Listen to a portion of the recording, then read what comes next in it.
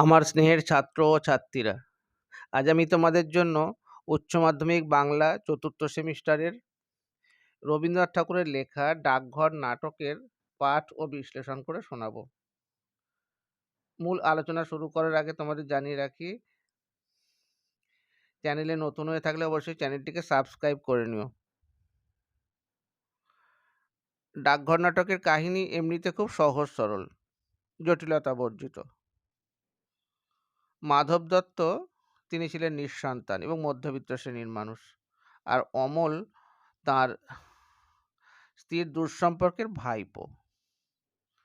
অমলের মা আগেই মারা গিয়েছে, আর বাবা কিছুদিন হলো গত হয়েছে। নিরাশ্রয় এই বালকটিকে মাধব দত্তের স্ত্রীর তাড়নায় সম্ভবত দায়ে পড়ে বাপ মাহারা এই আত্মীয়কে অর্থাৎ ওই অমলকে নিজের কাছে নিয়ে এসেছেন ওই মাধব দত্ত। তাই নিঃসন্তান দম্পতি অমলকে পেয়ে সন্তান সুখ অনুভব করতে থাকেন। আর জানা যায় অমল খুবই অসুস্থ, বস্তুত মৃত্যু পথযাত্রী। কবিরাজের মতে অমলের আয়ু যদি বাড়াতে হয় তো তাহলে বাইরের আলো হাওয়া তার গায়ে লাগতে দেওয়া যাবে না।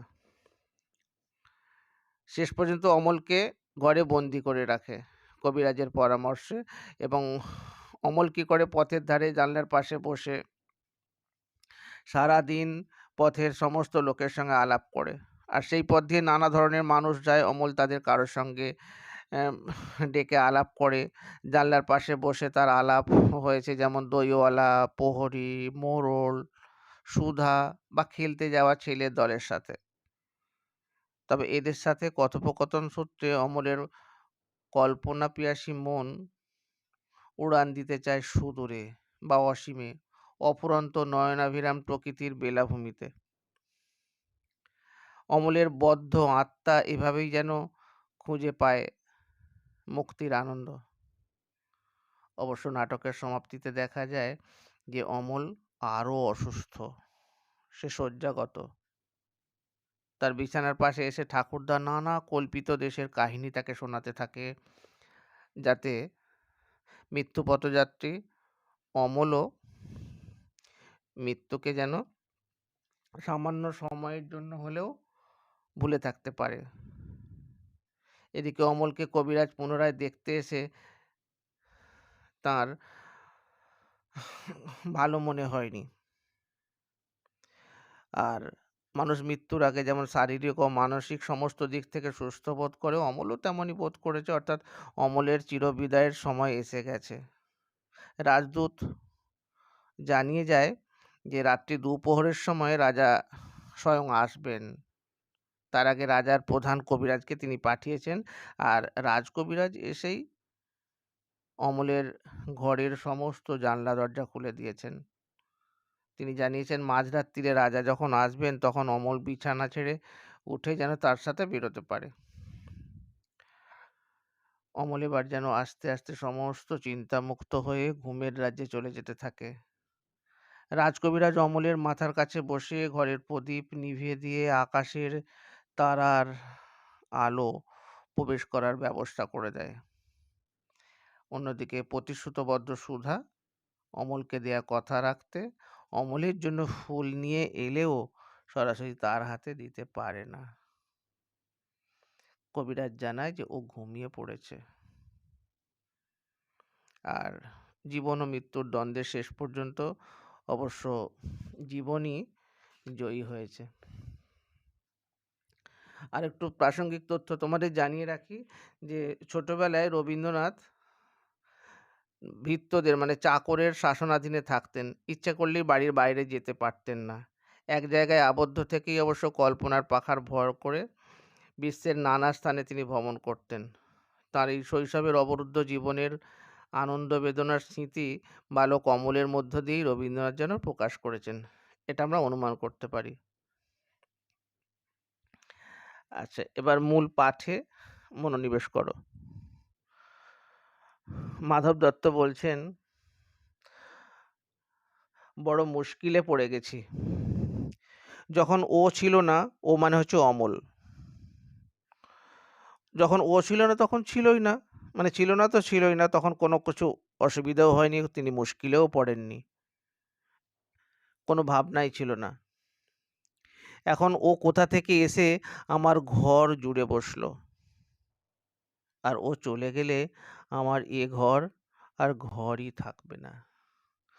মাধব দত্ত এভাবেই তার দুঃখ প্রকাশ করছেন। কবিরাজ মশাই বলছেন, কবিরাজ মশাইকে বলছেন, আপনি কি মনে করেন? কেমন দেখলেন ওকে? কারণ আমরা আগেই বলেছি যে অমল অসুস্থ। কবিরাজ জানাচ্ছেন যে ওর ভাগ্যে যদি আয়ু থাকে তাহলে ও দীর্ঘকাল বাঁচতেও পারে। কিন্তু আয়ুর্বেদে যেরকম লিখছে, অর্থাৎ আয়ুর্বেদ শাস্ত্র মতে তিনি বলতে চাইছেন, অর্থাৎ কবিরাজ মশাই আয়ুর্বেদ শাস্ত্র মতে চিকিৎসা করেন। তিনি বলছেন, আম দেখো ডট, ডট দেওয়া আছে যে মারুফ দত্ত জিজ্ঞাসা বলেন কি? কি বলছে? কবিরাজ তখন জানাচ্ছেন, শাস্ত্রে বলছেন, অর্থাৎ আয়ুর্বেদ শাস্ত্র বলছেন, পৈত্তিকান সন্নিপাতজান কফবাত সমুদবান, অর্থাৎ বড় বিপদের সংকেত তিনি দেখতে পাচ্ছেন। কেন সংস্কৃত কথাবার্তা তিনি পছন্দ করেন না মাধব দত্ত, তিনি অত বোঝেনও না। তিনি বললেন, আরে ওইসব সংস্কৃত কথাবার্তা থাক থাক, আপনি বরং ওই শ্লোকগুলো আর আওড়াবেন না আমার কাছে, ওতে বরং আমার ভয় আরও বেড়ে যায়। আর এখন কি করতে হবে সেটা বরং বলে দিন। তখন কবিরাজ নাকে নস্যি নিয়ে বললেন, আসলে ওকে খুব সাবধানে থাকতে হবে, অমলকে খুব সাবধানে থাকতে হবে। মাধব দত্ত বলছেন, হ্যাঁ সেটা তো ঠিকই কথা, সাবধানে থাকতে হবে, কিন্তু কি বিষয়ে সাবধান থাকতে হবে সেইটা তো বলে দিয়ে যান, সেটা তো স্থির করে দিয়ে যান, তবেই না ওকে সেভাবে সেইগুলো থেকে সাবধানে রাখার চেষ্টা করব, সেগুলো সংস্পর্শে না আসে। কবিরাজ তখন আবারও মনে করিয়ে দিচ্ছেন, আমি তো পূর্বেই বলেছি ওকে বাইরে একেবারে যেতে দিতে পারবেন না, অর্থাৎ ওকে ঘরে বন্দি রাখতে হবে। মাধব দত্ত বলছেন, ছেলে মানুষ, ওকে দিনরাত ঘরের মধ্যে রাখাও তো ভারী শক্ত। কবিরাজ বলছেন, তা আর কি করবেন বলুন? এই শরৎকালের রৌদ্র আর বায়ু দুই ওই বালকের পক্ষে বিষবৎ, ওর গায়ে লাগবে না। শরৎকালের রৌদ্র আর বায়ু দুটোই ওর পক্ষে ক্ষতিকর। কারণ শাস্ত্রে বলছে, অপস্মারে জ্বরে কাশে কামলায়ং হলিমকে।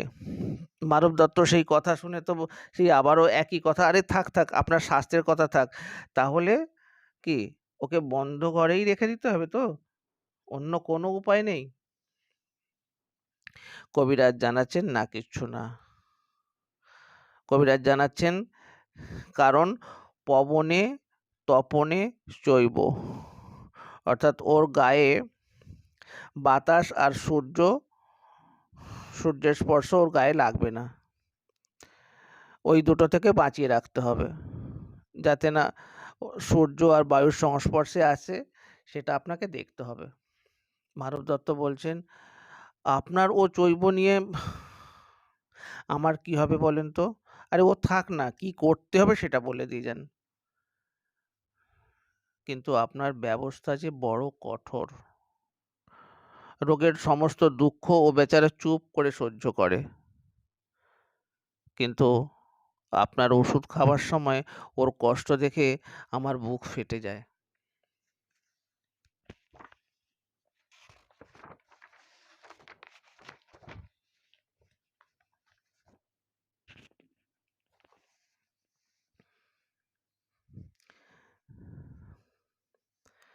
কবিরাজ বলছেন, সেই কষ্ট যত প্রবল তার ফলও তত বেশি,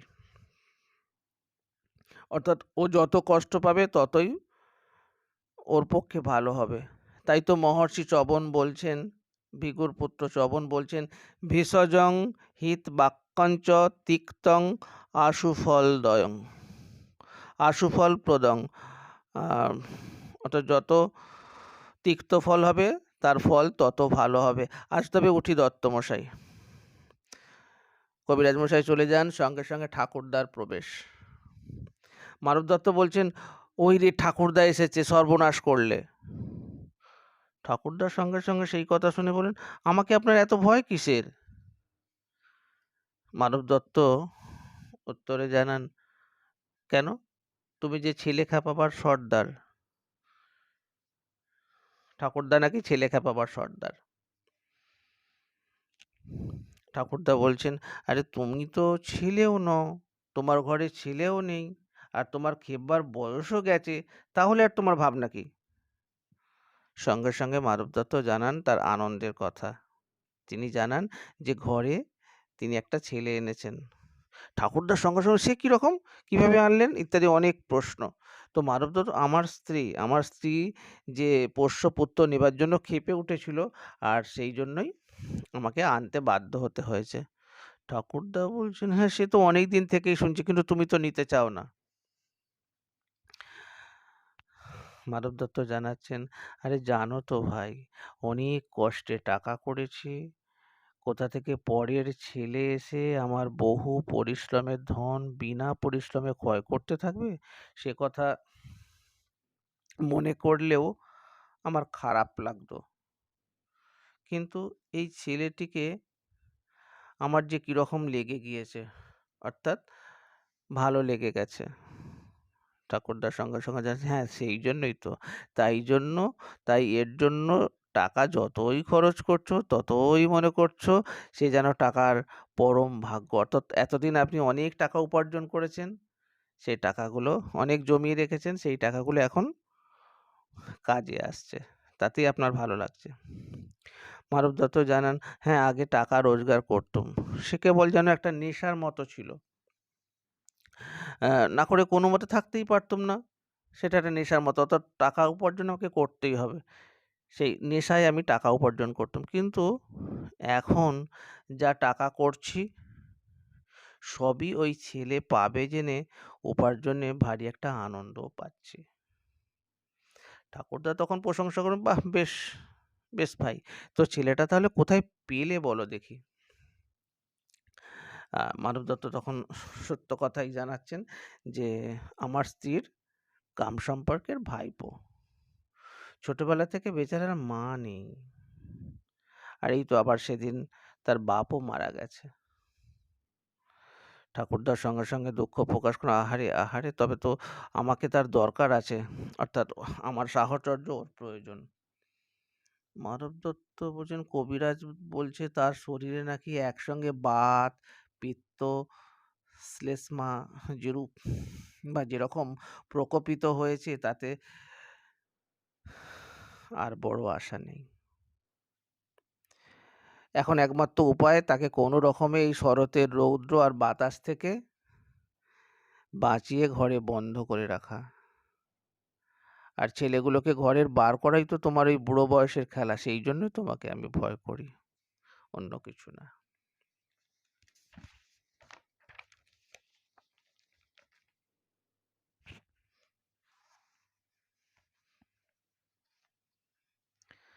ঠাকুরদা বলছেন, মিছে বলনি, একেবারে ভয়ানক হয়ে উঠেছি আমি, শরতের রৌদ্র আর হাওয়ারই মতো। কিন্তু ভাই, ঘরে ধরে রাখবার মতো খেলাও আমি জানি কিছু, জানি। আর আমার কাজকর্ম একটু সেরে আসি, তারপরে ওই ছেলেটার সঙ্গে আমি ভাব করে নেব, বলে ঠাকুরদা প্রস্থান করেন। এবার নাটকের প্রধান চরিত্র, কেন্দ্রীয় চরিত্র অমল, যে এখান থেকে একদম শেষ পর্যন্ত আছে, অমল গুপ্তের প্রবেশ। অমল পিসেমশাইকে ডাকছেন, পিসেমশাই। মারুফ দত্ত, কি অমল? না, অমল জানাচ্ছে যে আমি কি ওই ওই ওই উঠানটাতে যেতে পারবো না? না বাবা, কেন, কবিরাজ বারণ করেছেন কোথাও বেরোতে পারবে না। তো অমল, ওই যে ওখানটাতে পিসিমা যেখানে জাঁতা দিয়ে ডাল ভাঙেন, ওখানে যেতে পারবো না? ওই দেখান, ওই তো ভাঙা ডালের খুঁতগুলো দুই হাতে তুলে তুলে লেজের ওপর ভর করে কাঠবিড়ালি কুটুস কুটুস করে খাচ্ছে, ওই তো আমি ওখানে যেতে পারবো না। মাধব দত্তর সঙ্গে সঙ্গে সেই যাওয়ার প্রস্তাব নাকচ করে, না বাবা। অমল বলছে, আমি যদি কাঠবিড়ালি হতুম তো তাহলে বেশ হতো, কিন্তু পিসেমশাই, আমাকে কেন বেরোতে দেবে না? না, মানব দত্ত বলছেন, কবিরাজ যে বলেছে বাইরে গেলে তোমার অসুখ করবে? অমল বলছে, কবিরাজ কেমন করে জানলো যে বাইরে গেলে আমার অসুখ বাড়বে? কেমন করে জানলো? আরে বলো কি অমল, কবিরাজ জানবে না? সে যে এত বড় পুঁথি পড়ে ফেলেছে। অমল তখন ওর পুঁথি পড়লেই কি সমস্ত জানতে পারে? মাধব দত্ত বলছেন, বেশ, তাও বুঝি জানো না? অমল তখন দীর্ঘ নিঃশ্বাস ফেলে বললেন, আমি যে পুঁথি পড়িনি, তাই আমি জানি নে। সহজ সরল ছেলে কিভাবে বলছে দেখো, আমি তো পুঁথিই পড়িনি, তাই আমি জানি নে। মানব দত্ত বলছেন, দেখো, বড় বড় পণ্ডিতেরা সব তোমাদেরই মতো। তারা তারা ঘর থেকে তো বেরোয় না। অমল বলছে, বেরোয় না? জিজ্ঞাসা করছে। না। কখন বেরোবে বলো তারা? তারা বসে বসে কেবল পুঁথি পড়ে, আর কোনো দিকেই তাদের চোখ নেই। তা নাহলে মোটা মোটা বই পড়বে কখন? তা অমলবাবু, তুমিও বড় হলে পণ্ডিত হবে। বসে বসে এই এত বড় বড় সব পুঁথি পড়বে, সবাই দেখে আশ্চর্য হয়ে যাবে। অমল তখন, না না না না পিসেমশাই, তো আমি তোমার দুটো পায়ে পড়ি পিসেমশাই, আমি পণ্ডিত হব না। পিসেমশাই, আমি পণ্ডিত হব না।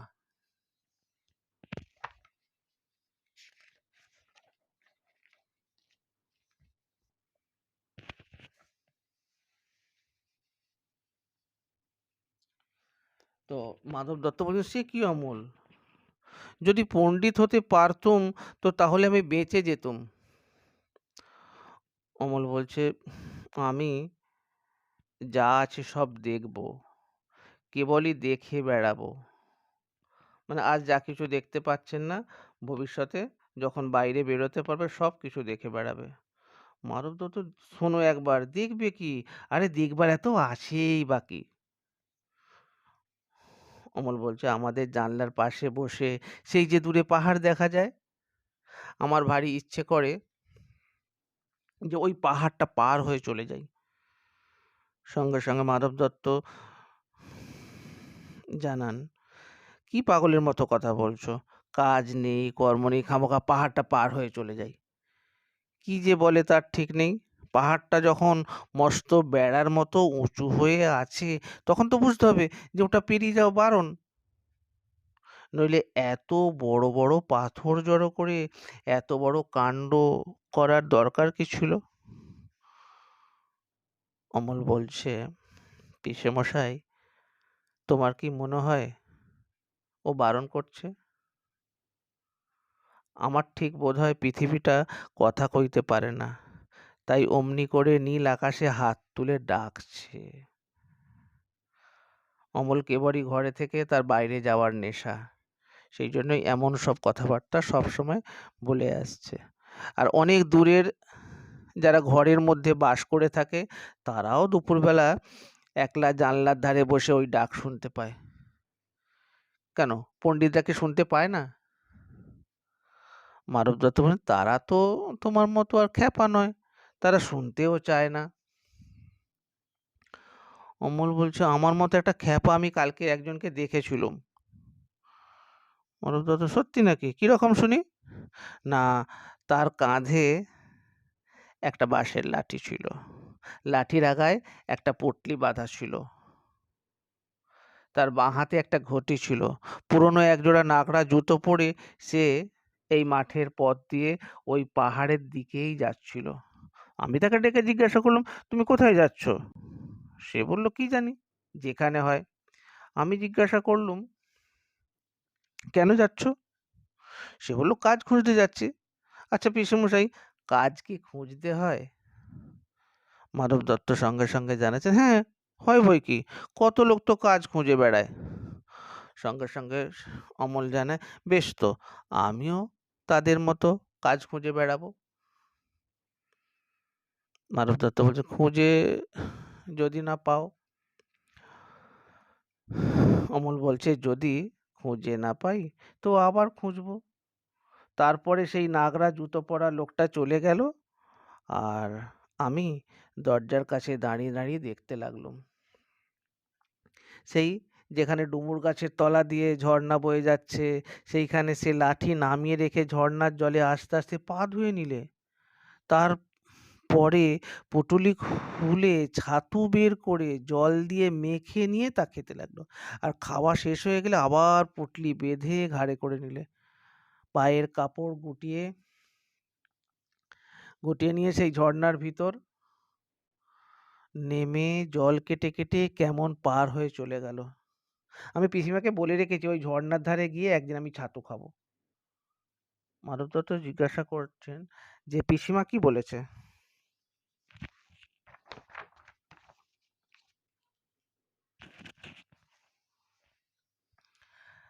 না, অমল জানাচ্ছে পিসিমা বললেন তুমি ভালো হও, তারপর তোমাকে ওই ঝর্ণার ধারে নিয়ে গিয়ে ছাতু খাইয়ে আনবো। তো কবে আমি ভালো হব পিসেমশাই? না, পিসেমশাই আশ্বাস দিয়ে বলছেন, না আর তো দেরি নেই বাবা, হ্যাঁ ভালো হয়ে যাবে। আর দেরি নেই, ভালো হলেই কিন্তু আমি চলে যাব। না, কোথায় যাবে? না, কত বাঁকা বাঁকা ঝর্ণার জলে আমি পা ডুবিয়ে ডুবিয়ে পার হতে হতে চলে যাব।